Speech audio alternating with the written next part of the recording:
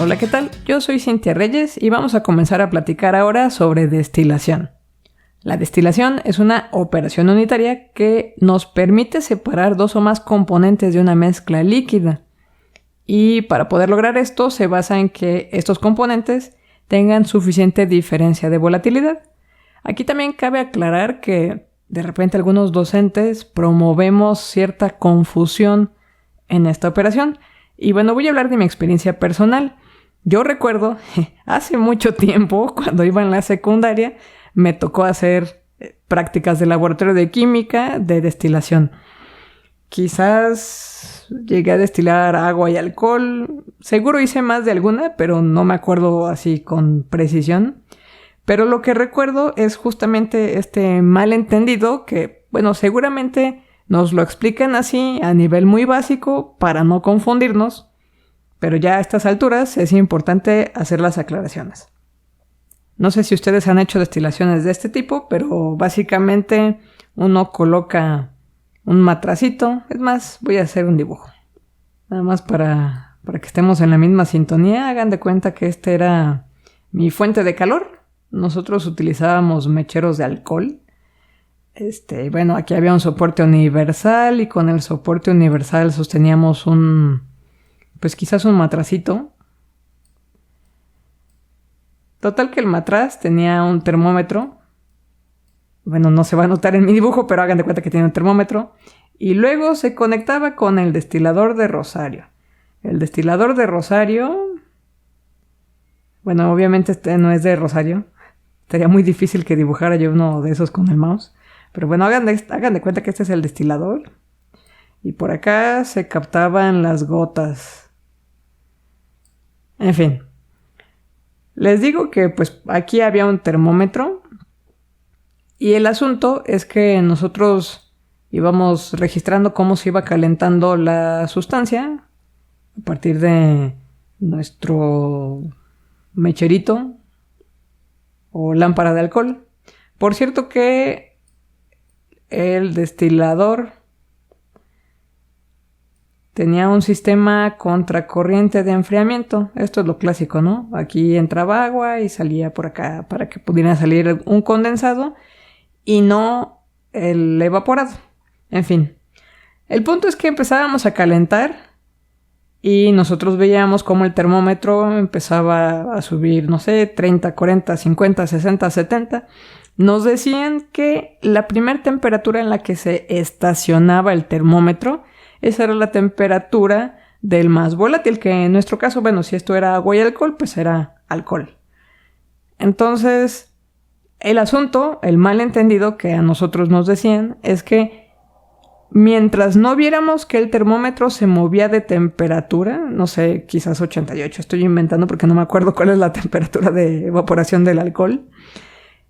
Mientras no viéramos que se moviera el termómetro de esa temperatura de evaporación, todo lo que estaba saliendo aquí y todo lo que estábamos capturando era solamente alcohol.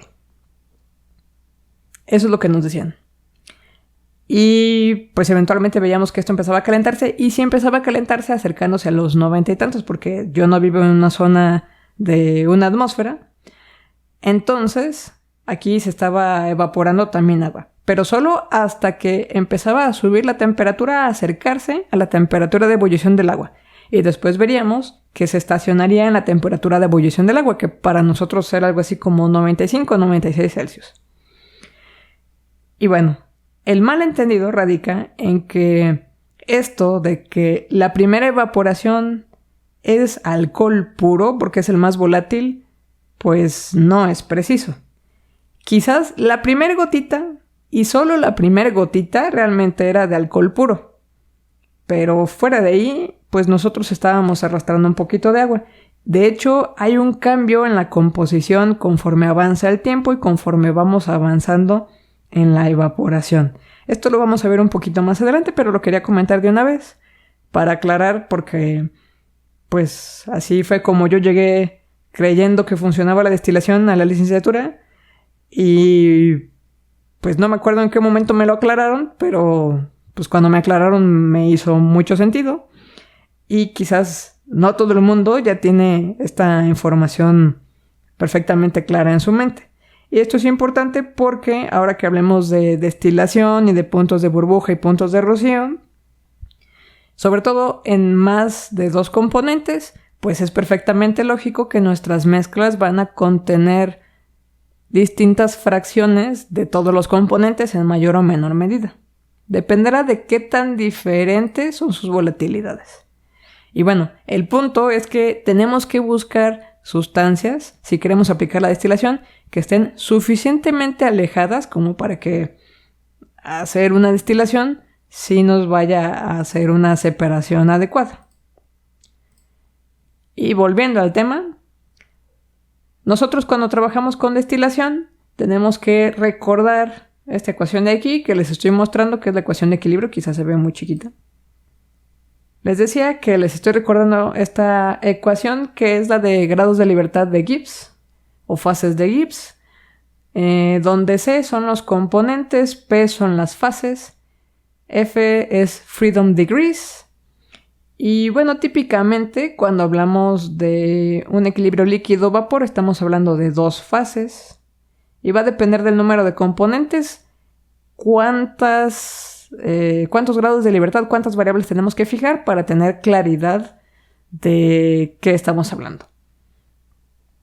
Si estamos hablando de sistemas binarios, quiere decir entonces que este tipo de equilibrios se fijan si tenemos 2 variables conocidas.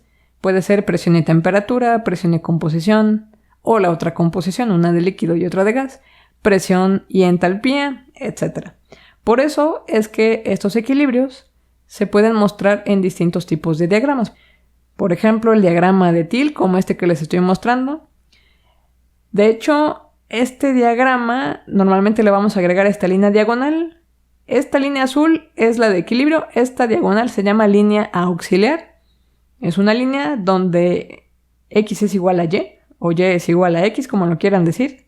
Entonces, punto 3 y punto 3 coinciden, punto 2 y punto 2 coinciden, 1 y 1 coinciden. Este otro diagrama, temperatura-composición, quizás les sea un poquito más familiar. Aquí normalmente podemos identificar las fases. Este es líquido, todo líquido. Arriba de la línea azul es todo vapor. Y eso significa que si estamos aquí en medio, en esto que me describió un estudiante el otro día en la clase como una hojita, si estamos en medio de la hojita, pues tendremos una mezcla líquido-vapor.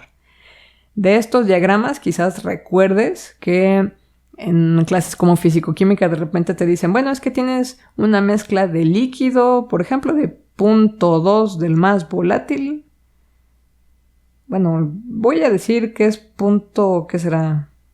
0.22. Punto 22, llegas a la saturación del líquido. ¿Y cuál va a ser la composición del primer vapor? Bueno, pues el primer vapor te vas en una línea horizontal y lees la composición del primer vapor.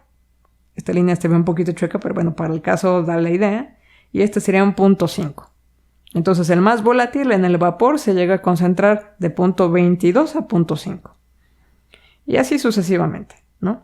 Cuando nos daban una mezcla que estaba aquí en medio, pues entonces separábamos en una composición de vapor y una composición en líquido. Esto es, me parece, un tipo de ejemplo clásico de la clase de físico-química. Me parece que también se ve un poco en Química General 2. Dependerá seguramente del currículum de cada universidad. Este de acá abajo es un diagrama Ponchon-Saverit. Estos son a veces fracción mol, a veces fracción peso. Me parece que este es etanol-agua, aunque no dice con qué está mezclado. Y en el otro eje tenemos entalpía. En un método posterior vamos a platicar más otra vez de este diagrama y de estas líneas verdes que pues a veces le llamamos líneas de unión. Esta línea azul corresponde a la saturación de líquido, esta línea amarilla corresponde a la saturación de vapor. Hay que recordar que la destilación no funciona muy bien con soluciones con azeótropos, es decir, siempre va a haber una limitante. Por ejemplo, el caso del alcohol agua, que tiene un azeótropo 96. Bueno, pues por más que queramos concentrar arriba de 96, este va a ser un problema, el azeótropo. Para esos casos se tendrá que recurrir no a destilación, sino quizás a uso de membranas. Y bueno, recordando un poquito de sus clases de fisicoquímica o de termodinámica, recordarán seguramente estos términos que llamamos potencial químico. El potencial químico que en el líquido tendrá que ser idéntico al del gas, y esto nos relaciona a los equilibrios dinámicos. Esto muchas veces lo describimos como las parciales de la función de Gibbs con respecto a los componentes con presión-temperatura constante, y tendría que ser igual de nuevo en la fase líquida y la fase gas. Normalmente esto lo traducimos a términos de fugacidad, y una vez más la fugacidad del líquido y del gas tendrán que ser iguales porque estamos hablando de equilibrios dinámicos. Y bueno, este es un repaso muy por encima. En primera instancia lo que me interesa que recuerden es que las fugacidades para gases las terminábamos sacando de gráficos como este, bueno, quizás un poquito más legibles que este que les tengo aquí, que nos permiten encontrar con condiciones reducidas cuál era la fugacidad. Y para el caso de líquidos es donde siempre tenemos más complicaciones porque aquí tenemos que utilizar ecuaciones empíricas. Afortunadamente siempre tenemos las condiciones de bajas presiones. Acuérdense que cuando son bajas presiones podemos simplificar muchos de nuestros modelos, por ejemplo podemos regresar a gases ideales. Y en el caso de esta fugacidad, para bajas presiones también tenemos una simplificación muy importante. Por un lado, sabemos que la presión total multiplicada por las fracciones gas de cada uno de los componentes nos tiene que dar como sumatoria 1, es decir, tendremos que obtener la presión total con las presiones parciales.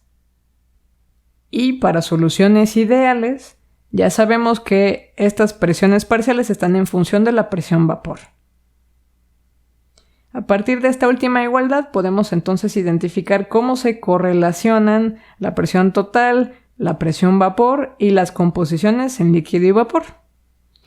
Y a esta expresión la denominamos una expresión de K, que es una relación de equilibrio por componente. Esta relación de equilibrio va a depender de presión y temperatura. Un poco más de teoría. Recordemos que existen el punto de burbuja y el punto de rocío. El punto de burbuja son las condiciones bajo las cuales una mezcla líquida inicia su ebullición. ¿Esto qué quiere decir?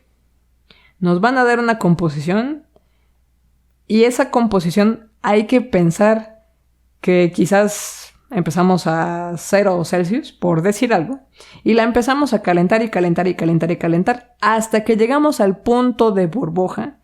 Y entonces obtenemos literal la primer burbujita de vapor.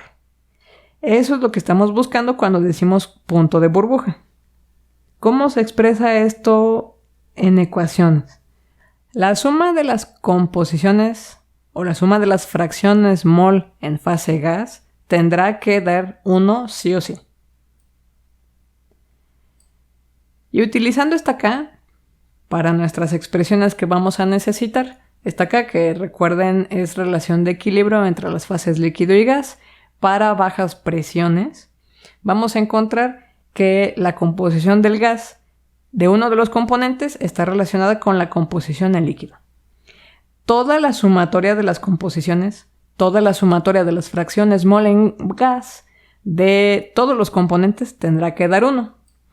Y si utilizamos esta expresión de aquí, despejando, pues entonces esta y también tendrá que ser igual a KI por XI, y entonces la sumatoria de esta multiplicación tendrá que cubrir esta condición.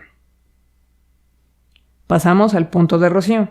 Son las condiciones bajo las cuales una mezcla gaseosa comienza a condensarse. ¿Qué quiere decir? Aquí es más fácil imaginar que estamos con una mezcla gaseosa a alta temperatura. Empezamos a bajar la temperatura hasta que llegamos al punto donde aparece la primer gotita condensada. Ese es el punto de rocío. Y obviamente es un despeje de esta ecuación. La relación de equilibrio nos permite enlazar el componente en líquido con el componente en gas. Sí o sí, la sumatoria de todas las fracciones mol en líquido tendrá que ser 1, y lo mismo tendrá que suceder con la sumatoria de esta relación. También existe un tercer caso en el cual tenemos una mezcla parcialmente vaporizada, por ejemplo este puntito que puse aquí, esta estrellita. Bueno, entrará una alimentación con composición ZI, y esta, cuando se divida en la composición vapor y composición líquido, pues necesariamente toda la masa del más volátil que llamamos ZI tendrá que repartirse entre Y del mismo I y el X del mismo I, es decir, del mismo componente. Eso quiere decir que podemos hacer un balance de materia sencillo. La fracción ZI por la alimentación tendrá que ser igual a la fracción YI en el vapor más la fracción XI en el líquido.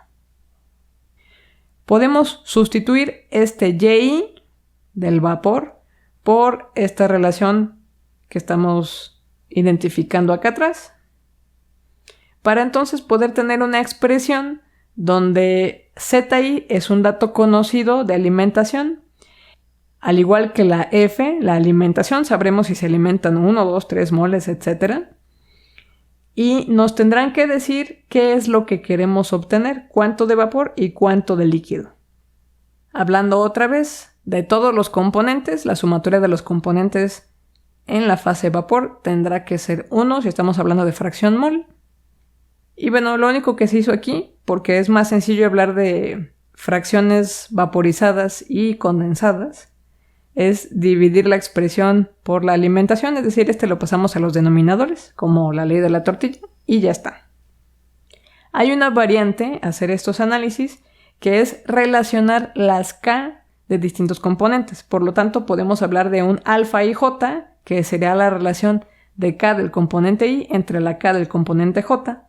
Como ambas Ks las podemos expresar como presión parcial entre presión total, las presiones totales se eliminan y entonces estaremos hablando de una relación de presiones parciales. Esto también se utiliza mucho en destilación. No es que sea realmente constante alfa y J, pero más o menos en ciertos rangos se mantiene constante y nos facilita mucho los cálculos y decimos, bueno, esto es razonablemente constante. Nos permite esta alfa volver a enunciar las expresiones para punto burbuja y punto de rocío. La relación KI la sustituí por YI sobre XI. Y si se fijan, pasé esta K y esta XI al otro lado junto con la alfa I para dejar una expresión de Y. Lo siguiente que hago es decir que esto se puede dividir entre 1. Obviamente esto no altera de ninguna manera la igualdad. Y este 1 también tendrá que ser igual a la sumatoria de estos términos. Finalmente hacemos esto porque esta KJ entre la KJ se eliminan mutuamente, obteniendo así esta expresión que podemos utilizar en función de las alfas. De manera análoga podemos hacer un desarrollo semejante para obtener la expresión para puntos de rocío. A continuación tengo un pequeño problema de una mezcla que para resolver necesitamos el nomograma de De Priestler. Este nomograma nos permite identificar las Ks. Primero te explico el enunciado y luego te muestro el nomograma. Tenemos una mezcla, 2% metano, 10% etano, 20% propano, 68% N-butano. Sabemos que estamos a una presión de 100 psia. Por cierto, este nomograma está en unidades inglesas. Nos piden obtener el punto de burbuja, el punto de rocío y el punto donde la mezcla está 60% vaporizada.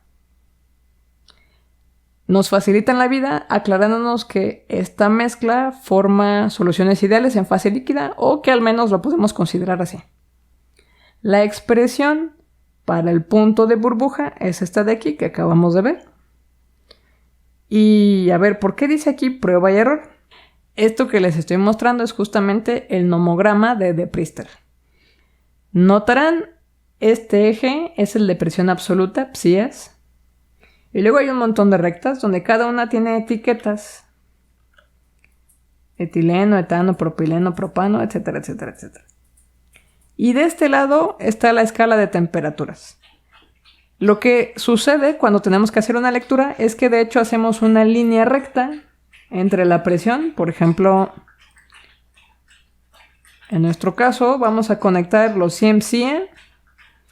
Ah, caray, pero pues ¿con cuál temperatura? Eso es lo que me están preguntando.